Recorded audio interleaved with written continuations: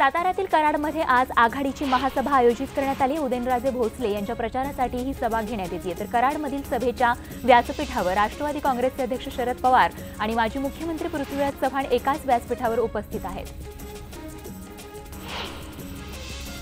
शिवसेना भाजप युतीचा प्रचार शुभारंभ करवीर नगरीत काही मिनिटांमध्ये होणार आहे। कोल्हापूर शहरातल्या तपोवन मैदानावर ही सभा होतीये। मुख्यमंत्री देवेंद्र फडणवीस आणि शिवसेना पक्षप्रमुख उद्धव ठाकरे यांच्यासह राज्यातील महायुतीचे दिग्गज नेते या महामेळाव्याला उपस्थित राहणार आहेत।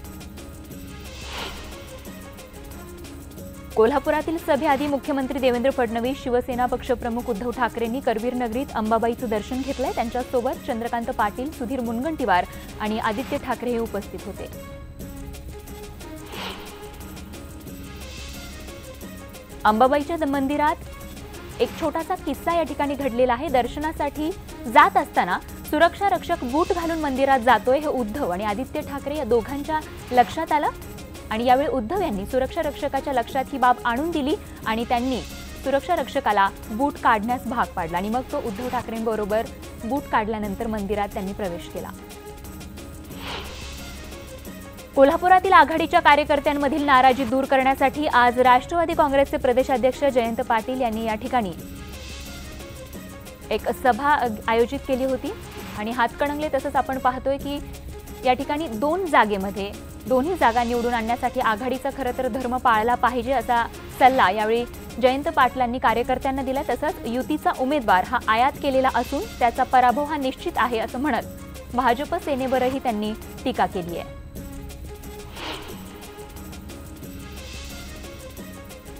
काँग्रेसने उमेदवारांची नवीन यादी जाहीर केली। या यादीमध्ये चंद्रपूरमधील बांगडे यांचा पत्ता कट करून सुरेश धानोरकरांना उमेदवारी देण्यात आली। तर रामटेक मतदारसंघातून किशोर गजभी, अकोल्यातून हिदायत पटेल आणि हिंगोलीमधून सुभाष वानखेडेंना उमेदवारी देण्यात आली आहे। हिंगोलीमधून काँग्रेसने आपण पाहतोय सुभाष वानखेडेंना उमेदवारी दिली असून चंद्रपूरमध्ये उमेदवार बदलला आहे। धानोरकरांना या ठिकाणी उमेदवारी देण्यात आली आहे। पंतप्रधान नरेंद्र मोदींची वर्ध्यातील 28 तारखेची सभा पुढे ढकलण्यात आली आहे। ही सभा आता 2 एप्रिलला होणार आहे। मोदी वर्ध्यातून प्रचाराचा शुभारंभ करणार होते। वर्ध्याच्या स्वावलंबी शाळेच्या मैदानावर ही सभा होणार होती, मात्र सभा नेमकी कोणत्या कारणामुळे पुढे ढकलण्यात आली आहे हे स्पष्ट होऊ शकलेलं नाहीये।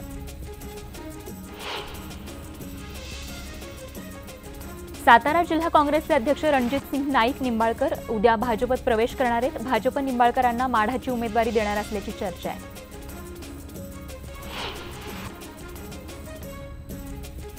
भाजपचे विद्यमान खासदार दिलीप गांधी यांचे सुपुत्र सुवेंद्र गांधी अहमदनगरमधून अपक्ष निवडणूक लढणार आहेत। सुजय विखे पाटील यांना भाजप नगरमधून तिकीट दिल्यानं दिलीप गांधी नाराज होते आणि त्यानंतर आता सुवेंद्र गांधींनी बंडखोरीचं निशाण फडकावलं आहे। भंडारा गोंदिया मतदारसंघाच्या राष्ट्रवादीमधल्या उमेदवारीचा पेच सुटला आहे। राष्ट्रवादीचा उमेदवार प्रफुल्ल पटेल यांच्या कुटुंबातील असेल असं स्पष्ट झालंय। मधुकर कुकडेंना पुन्हा उमेदवारी मिळणार नाहीये, तर प्रफुल्ल पटेल यांनी घेतलेल्या बैठकीत सर्वानुमते हा निर्णय घेण्यात आलाय। त्यामुळे आता भंडारा गोंदियातून प्रफुल्ल पटेलांच्या पत्नी वर्षा पटेल यांना उमेदवारी मिळण्याची शक्यता आहे। उस्मानाबाद लोकसभा मतदारसंघात शिवसेनेचे विद्यमान खासदार रवींद्र गायकवाड यांचं तिकीट पक्षानं कापल्यानं कार्यकर्ते नाराज झाले।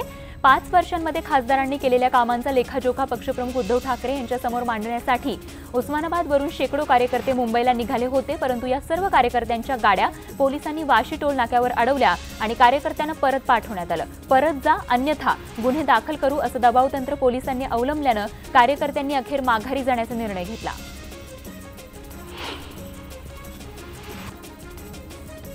औरंगाबाद लोकसभा मतदारसंघातून उमेदवारी न मिळाल्यानं नाराज झालेल्या अब्दुल सत्तार यांनी काँग्रेस पक्षाचा राजीनामा दिलाय। त्यानंतर रात्री सत्तार यांनी मुंबईमध्ये मुख्यमंत्री देवेंद्र फडणवीस यांची भेट घेतली। गिरीश महाजन यांच्या समवेत झालेली ही भेट राजकीय वर्तुळात मोठा भूकंप आणणार का अशी चर्चा रंगली आहे। तर सत्तार यांनी औरंगाबाद लोकसभा निवडणूक अपक्ष लढवणार असल्याची भूमिका घेतली होती। अशोक चव्हाण आणि काँग्रेस हायकमांडच्या कार्यपद्धतीवर सत्तारांनी नाराजी व्यक्त केली होती।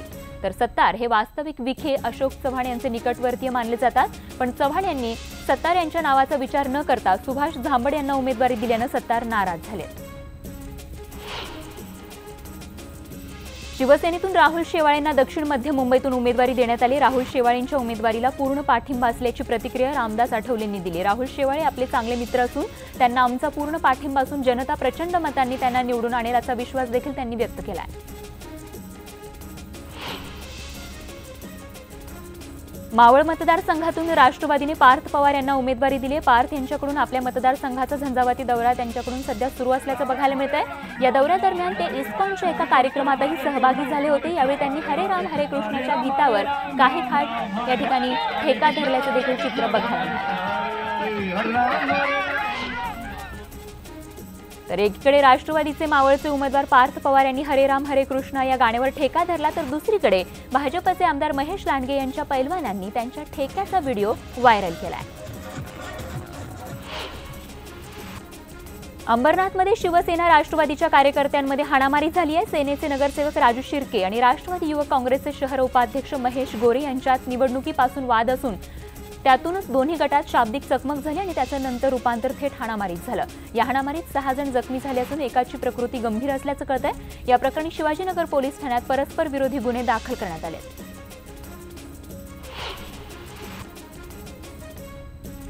जव्हार त्र्यंबकेश्वर मार्गावर खासगी बस दरीत कोसळून अपघात झाला। या अपघातात 4 जणांचा मृत्यू झालाय तर 45 जण जखमी झालेत। पालघर जिल्ह्यातील मोरचुंडी गावाजवळ ही घटना घडली आहे। तोरंगणा घाटात पालघरला येत असताना खासगी बस 25 फूट दरीत कोसळली।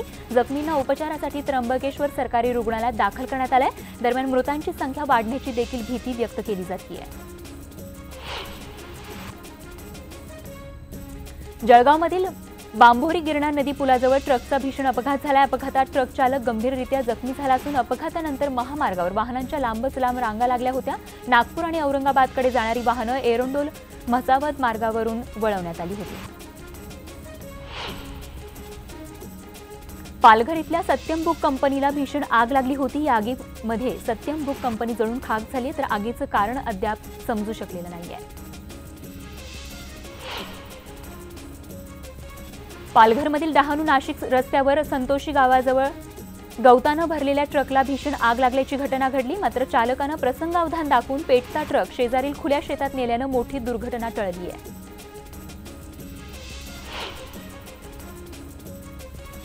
अमरावतीमधील दर्यापूरच्या श्री बालाजी जिनिंगला भीषण आग लागली होती। या आगीमध्ये लाखो रुपयांचा कापूस जळून खाक झाला। या आगीमध्ये मशिनरी तसंच साहित्य सुद्धा जळालंय। 4 अग्निशमन दलाच्या गाड्यांनी आग नियंत्रणात आणण्याचा प्रयत्न केला। सतत आग लागण्याच्या घटनांमुळे जिनिंग मालक सुद्धा हतबल झाले।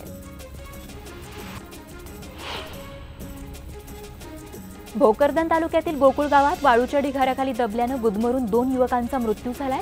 केळणा नदीपात्रात वाळू उपसा करताना वाळू खोदत असताना ढिगारा अंगावर पडून दोघांचा जागीच मृत्यू झालाय। योगेश तराळ आणि अनिकेत तराळ अशी या युवकांची नावं आहेत।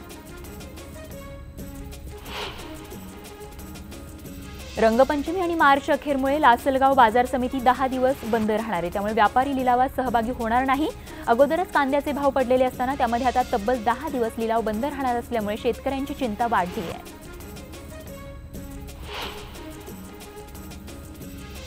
धुळे जिल्ह्यातील शिंदखेडा तालुक्यातील पाटण गावात घरकुल आणि शौचालय योजनांच्या कामात भ्रष्टाचार झाल्याचा आरोप करत ग्रामस्थांनी बेमुदत उपोषण सुरू केले। भ्रष्टाचाराबाबत प्रशासनाला लेखी तक्रार देऊनही कोणतीही कारवाई न झाल्यानं पाटण गावातील ग्रामस्थांनी शिंदखेडा पंचायत समिती बाहेर बेमुदत उपोषण सुरू केले। जोपर्यंत संबंधित दोषींवर गुन्हा दाखल होत नाही तोपर्यंत उपोषण मागे घेणार नसल्याचं उपोषणकर्त्यांनी स्पष्ट केलंय। पाटण गावात ग्रामपंचायतीच्या पदाधिकाऱ्यांनी अधिकाराचा गैरवापर करत बोगस लाभार्थ्यांच्या नावे घरकुलाचा आणि शौचालयाचे पैसे हडपल्याचा आरोप उपोषणकर्त्यांनी केला आहे। मुंबईमधून पिंपरी चिंचवड शहरात ब्राऊन शुगर विकण्यासाठी आलेल्या महिलेला अंमली पदार्थ आणि खंडणी विरोधी पथकानं जेरबंद केलंय। संबंधित महिलेकडून तब्बल 36 लाख रुपयांचं 300 ग्राम ब्राऊन शुगर जप्त करण्यात आलंय। कलाराणी पेरिसामी असं अटक करण्यात आलेल्या या महिलेचं नाव आहे। ही महिला तामिळनाडू इथली असून मुंबईमधील साइन कोळीवाडा इथे राहतीये। आता बघूयात गावागावातल्या आणखीन काही महत्त्वाच्या बातम्यांचा वेगवान आढावा। लोकसभा निवडणूक आचारसंहिता भंगाचा पहिला गुन्हा नाशिकमध्ये दाखल करण्यात आलाय। नाशिक महानगरपालिकेच्या शाळेतील मुख्याध्यापिकेविरोधात हा गुन्हा दाखल करण्यात आलाय। 2 दिवसांपूर्वी नाशिक मनपा शाळेच्या अरुण काकड नामक मुख्याध्यापिकेनं राष्ट्रीय बाल कामगार प्रकल्प अंतर्गत सुरू करण्यात आलेल्या प्रशिक्षण वर्गाचं उद्घाटन आयोजित केलं होतं। या कार्यक्रमात राष्ट्रवादीच्या माजी नगरसेविका कविता कर्डक यांना बोलावून त्यांच्या हस्ते या कार्यक्रमाचे फीस कापल्यानं हा गुन्हा त्यांच्यावरती दाखल करण्यात आलाय।